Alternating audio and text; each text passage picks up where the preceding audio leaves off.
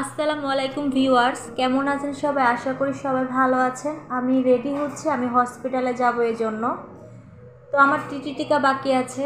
আমি বিয়ের আগে একটি টিটি টিকা দিয়েছিলাম, কিন্তু এটা নাকি হবে না। ডক্টরের সাথে আলোচনা করার পর সে বললো যে এখন দুটো দিতে হবে। আর আমি এতদিন অনেকটাই অসুস্থ ছিলাম, এই জন্য আমার ইঞ্জেকশনটা পুশ করতে তারা চাচ্ছিল না। তো এখন আগের চেয়ে একটু ভালো আছে, এই জন্য আজকে চলে আসলাম টিকা দিতে। আজকে একটা দিব আর সামনের মাসে একটা দিব। আর আমি বন্ধুদের বলে রাখবো, তোমরা বিয়ের আগে বা বিয়ের পরে বেবি হওয়ার আগেই টিটি টিকা কমপ্লিট করে নিবে। আমার মতো কেউ ভুল করো না প্লিজ। এই যে এখন আমার অসুস্থ শরীর নিয়ে দৌড়াদৌড়ি করতে হয়, আর জার্নি করা, হসপিটালে আসা, এটা কিন্তু আমার পক্ষে একদমই ভালো লাগে না। আর এই যে দেখুন আমি কোন হসপিটালে এসেছি।